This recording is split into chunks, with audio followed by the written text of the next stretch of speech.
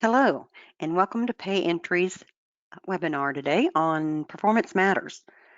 I turned it to coaching from a distance instead of performance appraisals from a distance. There is a difference. Thanks for joining us today. My name is Kathy Graham, and I'm head of the HR services area at Pay Entry. Glad you could attend today. I will be providing a copy of today's presentation in PDF format to you after the webinar is over. Also, if you have any questions, you can go ahead and put them in the chat room as we go through, or you can email me afterwards. So again, I'm glad you're here today. We'll get started. So performance matters, coaching from a distance. We've all been working virtually for the most part over the past, well, I've been home since March the 17th, and it seems like a lifetime right now because it is totally a different environment. Everything's gone virtual. And we've had to deal with some things and some issues that come up along Class the at way. 3 and you haven't done any practicing. Have you gotten your work done? I'll put that on mute so that we don't hear any background noise. So everyone right now is on mute. If you have a need to ask a question, you can, I think on here, raise your hand, or I'll just type it into the chat and I'll take care of it for you. I'll answer it for you. Okay, so let's get started. So where are we right now? Well, as Time Magazine called it, we are in the world's largest work from home experiment. I'm just now getting talking to companies that are going back to work in June and some of the issues that they're dealing with, but it's been a very interesting time for a lot of employers who have allowed their employers to be virtual at this particular time. So the remote work options, just a little historical data, grew from 39% in mid-March to 62% in late April. And prior to March, it was probably more like 10% or less that were working at home, because many leaders don't believe remote work can be productive.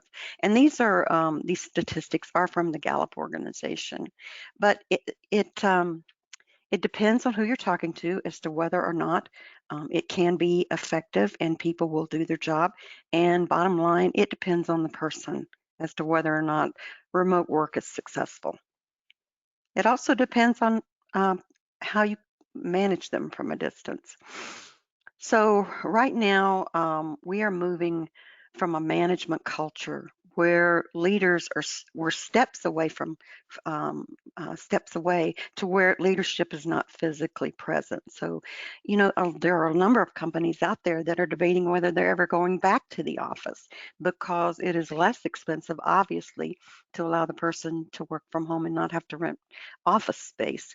Or they're going to use fewer offices and let additional people work from home and maybe come into the office once a week for meetings or physical contact.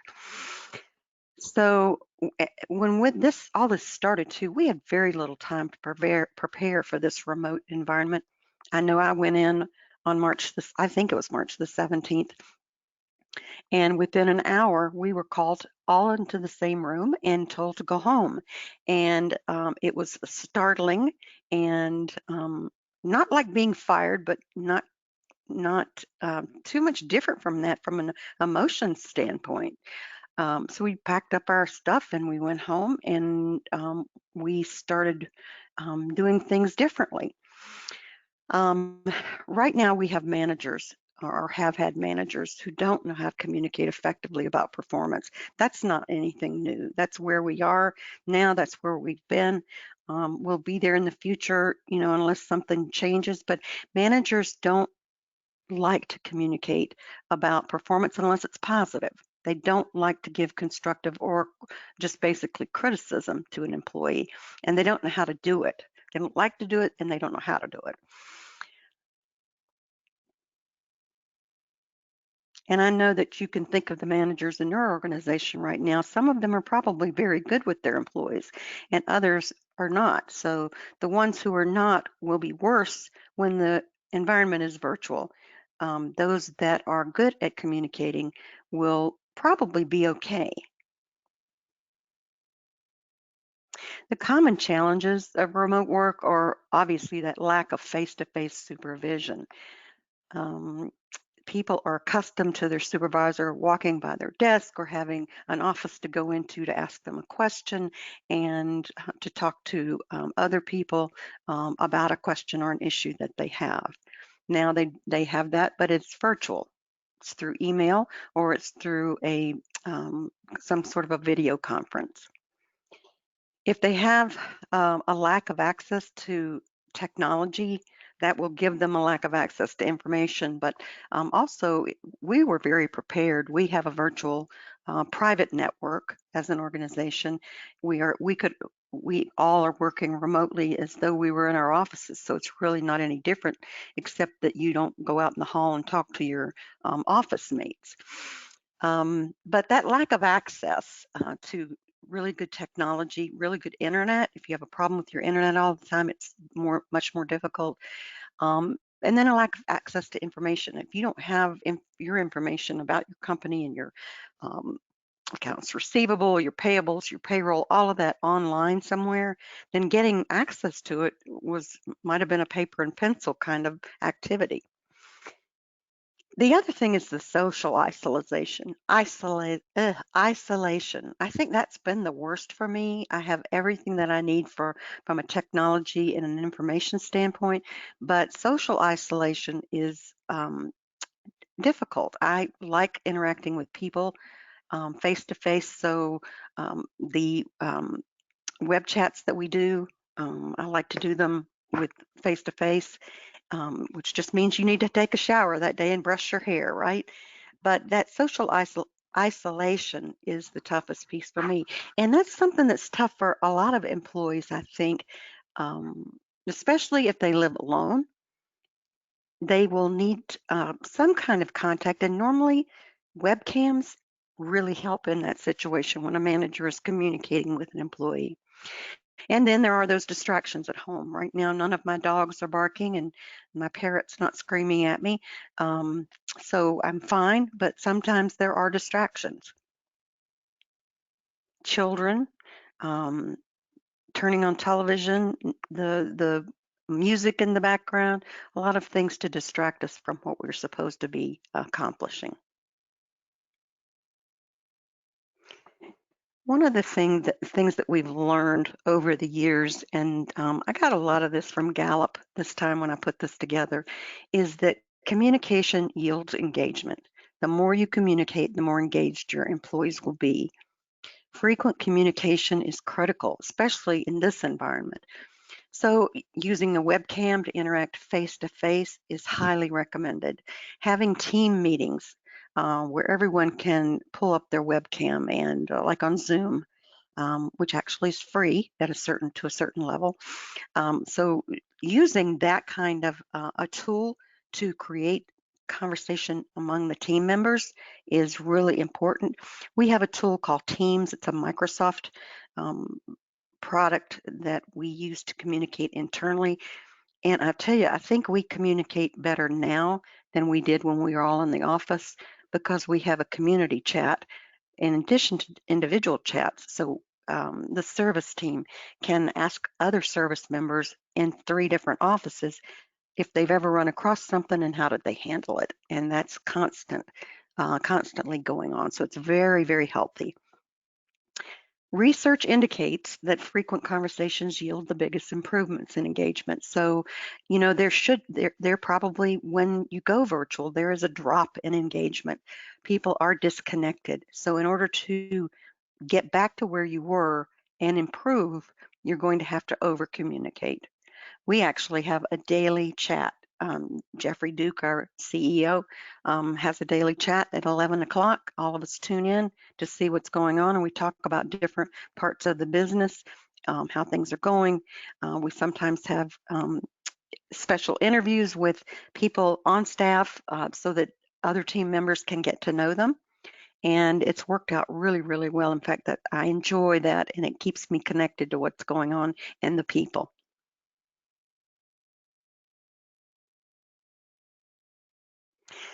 One thing that hasn't is never going to change, though, is accountability is a direct result of expectations. Employees can only be held accountable for what they have been told is expected of them. So when someone is working in the same building with you, or they're working at their home and you're communicating via internet, managers need to provide clear expectations. What are the goals? What are you expected to do on a daily basis? How are you supposed to communicate with us? How will we communicate with you? Um, what are timelines for things? What are basically the company's expectations of your work and your work habits while you're away? So be explicit about what their responsibilities are and what their metrics include. How many phone calls are they supposed to take a day, and how, there were those kinds of things in the work environment.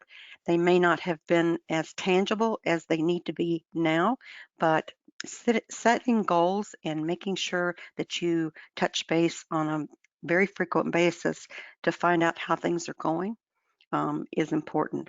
You also need to find out how the employee is doing. A lot of people won't talk about if they're stressed or anxious. So asking them, how are you feeling? How's it going working from home? Um, get a conversation started with them. The manager should be doing that to make sure they stay connected, and that if there are any issues, that they're well aware of them. So make sure in all of this, the goals are clear and bottom line achievable. Never ever, even in the office, never set a goal that's not achievable. Because if you do and they fail, and they know that there's no way they could have achieved it, it makes it meaningless, and your evaluation of them um, is not important to them, and it's something that is depressing, actually, because if you know you can't achieve something, how can you try to accomplish it? It's discouraging. So if there were ever a time to learn how to coach, a performance review during a pandemic is it. It's not just about metrics and correcting problems. Ineffective reviews have been found to focus only on the past. You what I find often in HR situations is we get to a performance appraisal, and I'll give you an example in a minute, but we get to a performance appraisal and the person is shocked by what they hear because they haven't talked to you in a year, and you're talking about everything that they've not accomplished in the past year, and their attitude or something else in there that they had no idea was an issue at all. So focusing on the past, anything that happens should be dealt with when it happens and not saved up for performance appraisal time. So try to celebrate their achievements, and look at their goals for the next review period. Give them developmental feedback, which is ways that they can grow in their job. Yes, you do have to deal with performance issues that you may have been talking about for the past 6 months, and that is part of this, but it's not totally just about looking back and focusing on the negative. Focus on the positives and the ways that they can change their behavior or their performance and move forward.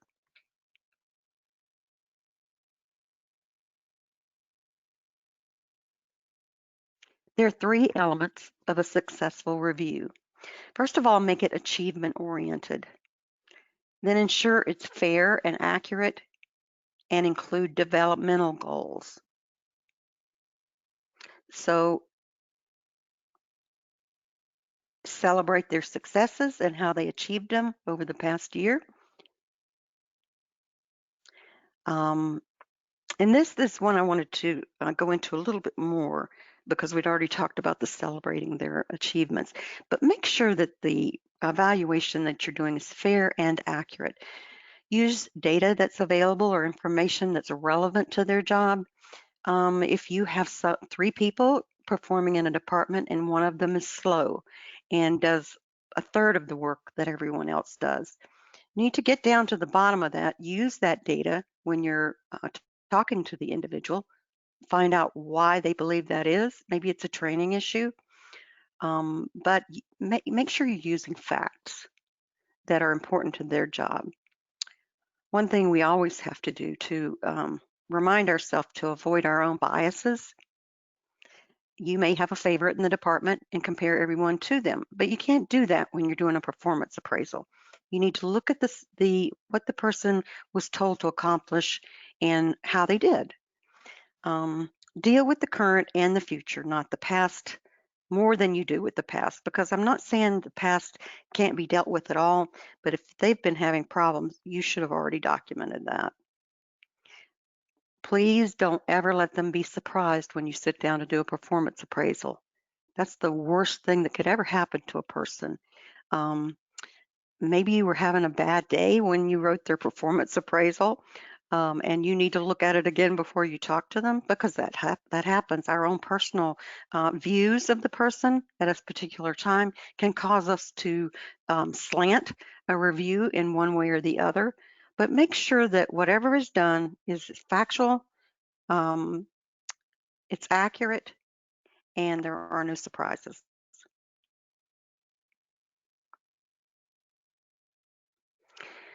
And the last thing is include their developmental goals. From this perspective, goals should be established by both the employee and the manager. That is whether you're in the office or whether you're at home. Um, and right now, developmental goals could still be an issue on an ongoing basis because maybe there are things that they need to improve on about the way that they are working from home, and you want to change that now rather than just let it continue.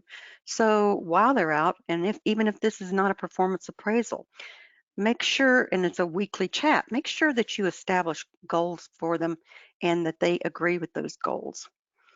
Discuss goals often, not just once a year, because something that you talk about today, a month from now, it is foggy and vague. And we never remember everything that we talk about anyway. So, yes, part of it's on a piece of paper, but make sure that these things are brought up frequently so that people know how the employee knows how they're doing.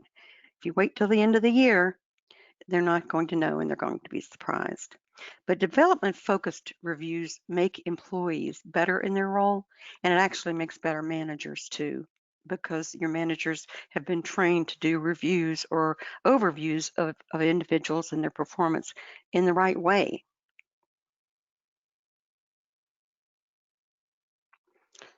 So it all boils down to better, more frequent communication.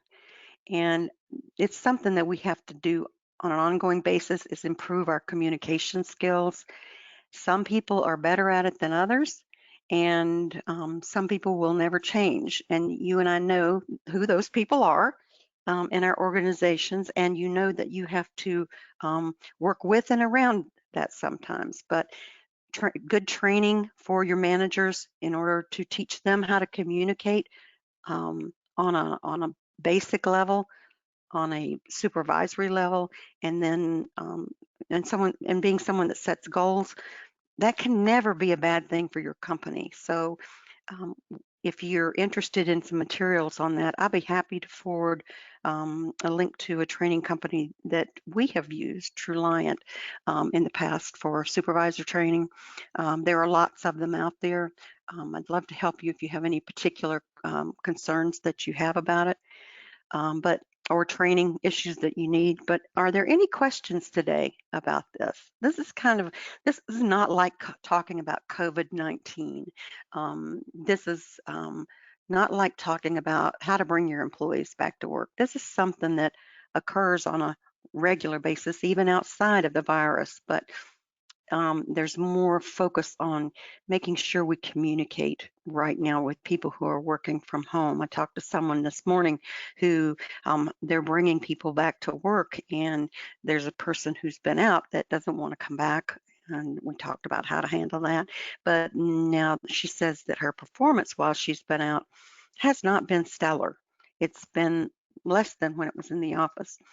Well, the problem with that is now they're coming back and nobody dealt with it during the time frame. I'm not criticizing them because that happens all the time.